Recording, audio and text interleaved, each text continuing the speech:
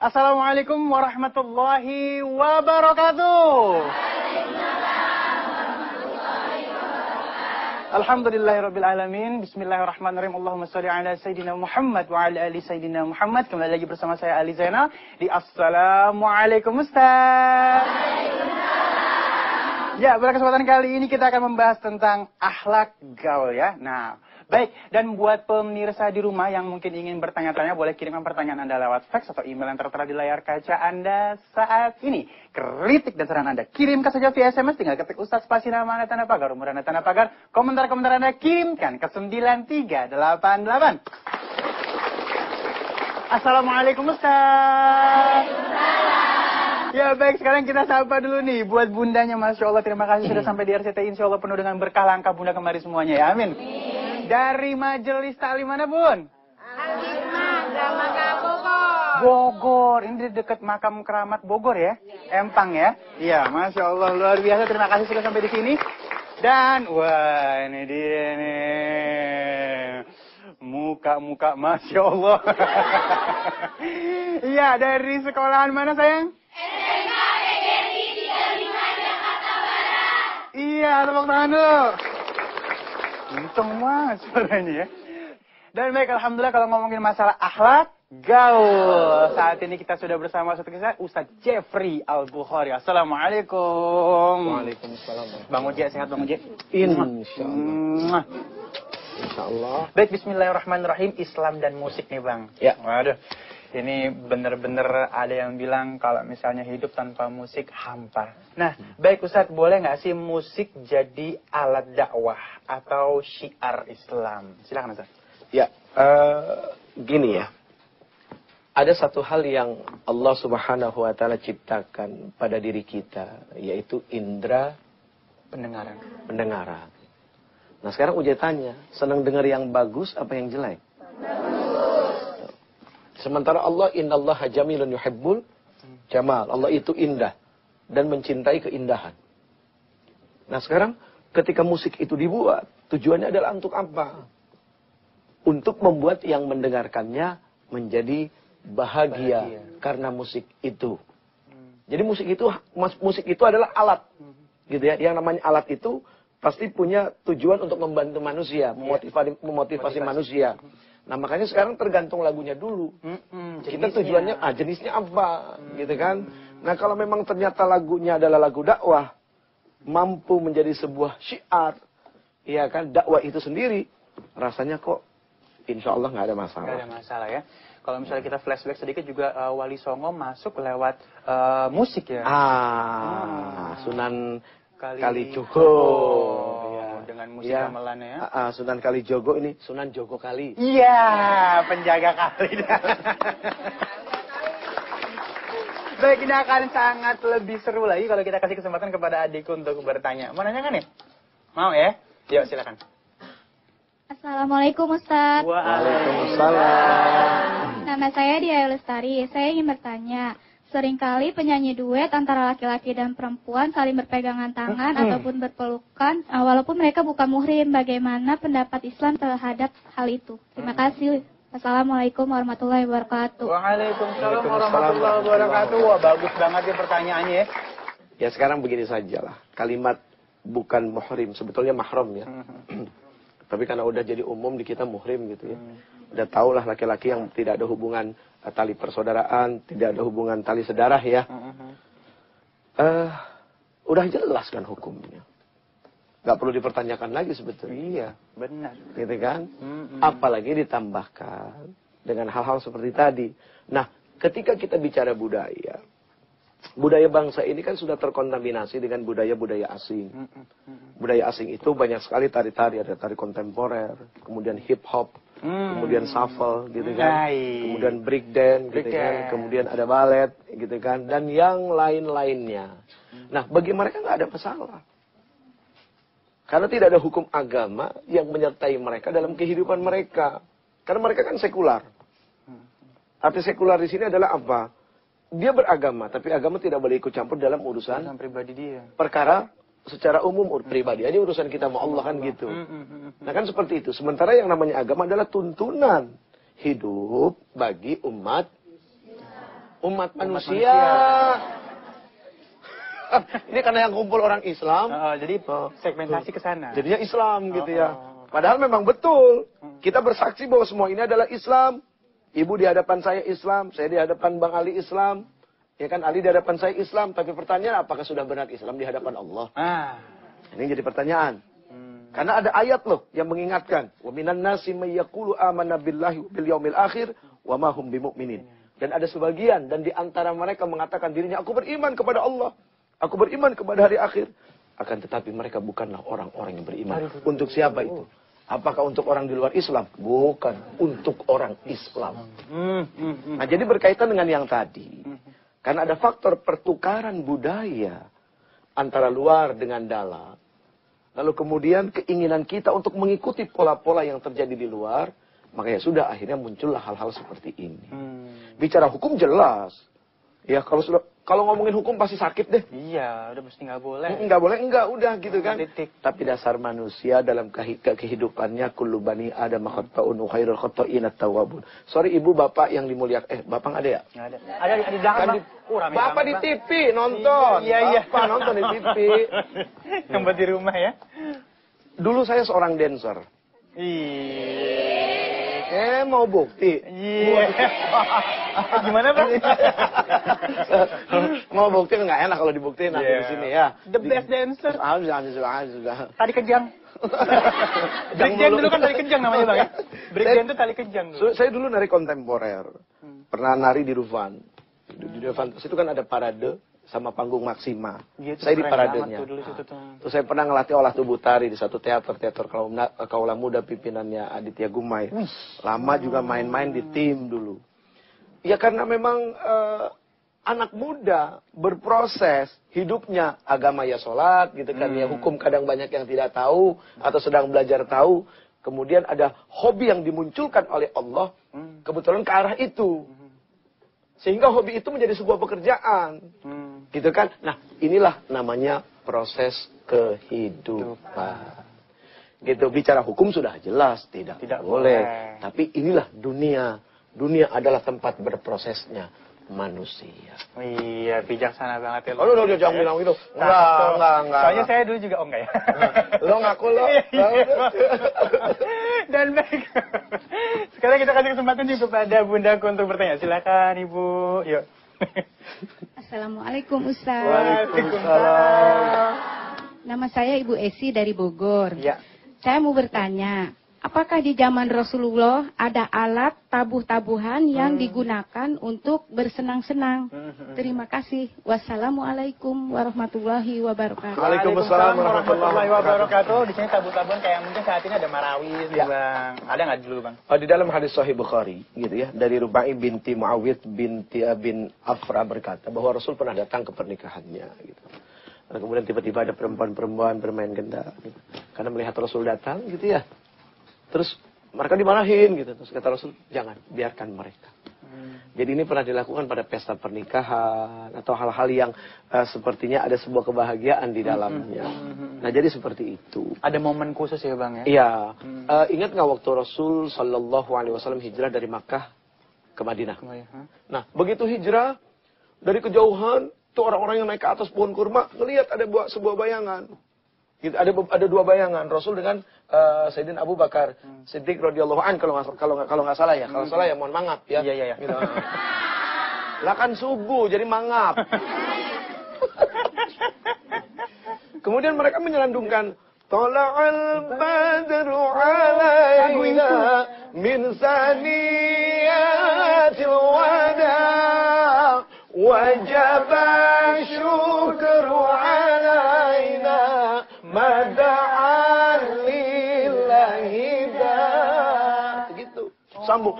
Ayyuhal mab'usu fina jita bil amril muta'.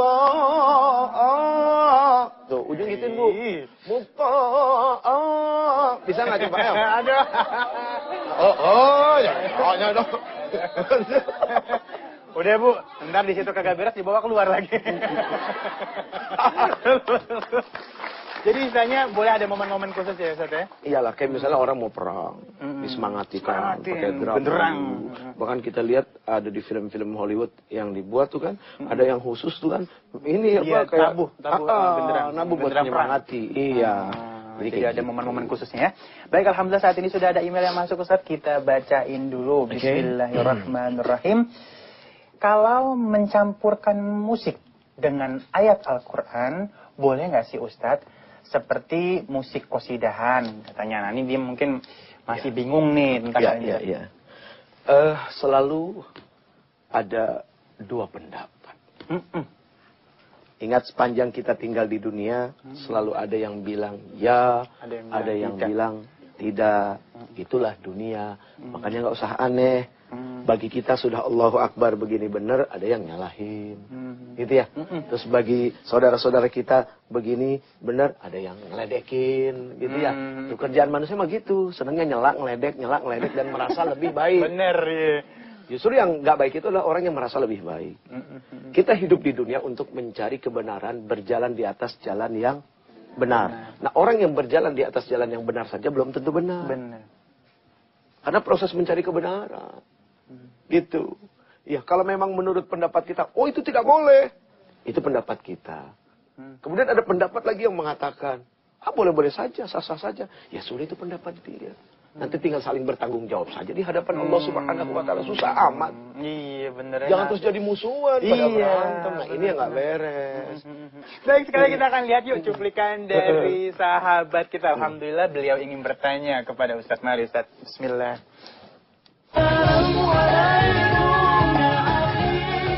Assalamualaikum Ustaz, nama saya Sarif. Saya ada pertanyaan. Ada yang bilang musik rock itu haram, lalu bagaimana dengan syiar Islam yang menggunakan lagu berajar musik rock? Terima kasih Ustaz. Wassalamualaikum warahmatullahi wabarakatuh. Waalaikumsalam warahmatullahi wabarakatuh. Ya baik, di sini ada yang bilang musik rock itu haram. Nah ya, nah ada beberapa yang istilahnya musisi-musisi kita dari musisi rock itu ada yang tetap syiar juga gitu loh. Ini makanya nih polemik nih Ustaz. We will rock you. Rock you. Nah ini untuk menyikapi ini banyak yang garis keras bilang rock ini haram ini musik ini. Sekarang begini, Bu.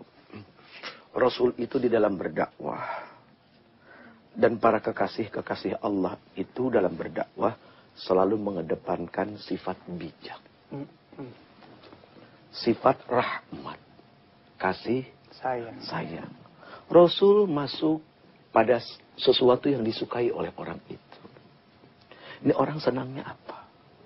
Rasul masuk pada wilayah itu. Yang penting senangnya ini bukan kepada sesuatu yang melanggar. Syirik, ya? Gitu ya. Ya. Di hadapan Allah Subhanahu wa ta'ala. Masuk. Ada anak-anak roh yang kehidupannya sama sekali nggak pernah kenal dengan Tuhan. Every day, every night, no keep forever. Kalau gue sih asik-asik aja bro. Kan kayak gitu ya, Bu ya. Betul kan? Siapa hari minum, siapa hari dia nggak gokel. Terus dia main musik, rambutnya gondrong. Terus suatu saat ada azan berkumandang. Allahu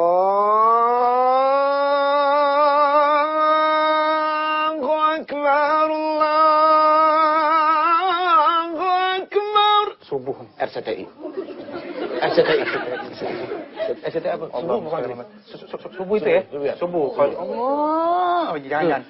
Tiba-tiba, ini anak yang rambutnya gondrong, yang tatonya kayak pakai baju batik. Iya, tato semua tuh. Iya, baju batik. Iya kan? Itu tato semua. Bahkan di sini ada nama. Di sini, iya Bu, di sini ada tulisan jagal. Di sini tulisannya Hans. Begitu buka baju, jagalah kebersihan. Iya. Berlanjut ya. Ternyata dari dinas kebersihan ya. Itu bertato dia main musik rambut gondrong. Begitu. Tiba-tiba hidayah Allah masuk. Kan bicara hidayah urusan Allah. Dia dengar azan, dia tertarik sama azan ini. Dia diam. Tiba-tiba besok, seminggu, 2 minggu, 1 bulan, terinspirasi untuk membuat musik religi lewat musik rock. Biarkan saja dulu. Sih ya. Jangan suka mengukur orang lain. Mentang-mentang kita sudah sholat 20 tahun, kemudian ada orang sholat baru 1 minggu, dihina, dicela. Nggak bagus itu sholatnya, berantakan. Mending dikasih tahu dengan baik, dicela, dihina. Lalu menganggap ini yang paling benar. Justru itu yang paling di hadapan Allah. Itu dia, betul. Punten ya, gitu ya. Saya mengalami proses itu soalnya. Iya, Gitu. baik. Nah, jadi Cakep, seperti Bang. itu. Ya, Iya. proses orang. Luar biasa ya. Dan baik, sekarang kita akan coba untuk masuk email yang selanjutnya nih. Insya Allah hari ini banyak ilmu yang kita dapat ya. Lebih bijaksana lagi kita menyikapi segala sesuatu yang ada di lingkungan kita ya. Baik, bismillahirrahmanirrahim. Tetangga saya senang sekali nyetel lagu kasidahan di rumahnya. Tapi keras-keras nih Ustaz nyetelnya katanya. Sampai 1 gang bisa dengar semuanya Ustaz kata dia. Gara-gara hampir tiap hari dengerin musik kayak gitu, saya jadi sebel banget sama nih orangnya katanya. Dan menilai musik Islam ini kok nggak gaul sih, norak banget katanya. Saya dosa nggak sih Ustadz, mohon solusinya gitu. Oke, baik. Misalnya pas 17 Agustus ya ada event ya, karena ibu-ibu ini senang qasidahan, disetel dengan berkat rahmatnya Indonesia merdeka, bebas dari penjajahan dan penindasannya. Kita syukuri rahmat ilahi dengan bersatu membangun RI. Digodain sekencang-kencangnya gitu ya. Tetap sesuatu yang bagus bisa ya? jadi tidak baik. Nah di sini dinilai adab bertetangga. Makanya penting adik-adikku sayang, kamu belajar ya tentang adab, tentang akhlak. Akhlak itu ilmu pemikat paling tinggi. Tuh. Nggak perlu belajar ilmu pelet, belajar saja ilmu akhlak. Oh iya ilmu akhlak itu ilmu pemikat. Udah Masya Allah itu luar biasa. Iya baik. Dan sekali kita kasih kesempatan kepada Neng lagi deh untuk tanya, yuk silakan. Oh boleh. Ayo silakan. Assalamualaikum Ustaz. Ya. Waalaikumsalam. Nama saya Dewi Lestari. Iya. Saya mau bertanya, kalau musik bisa menjadi terapi kolbu dan membuat jiwa tenang, apakah musik bisa menjadi penting bagi umat Islam?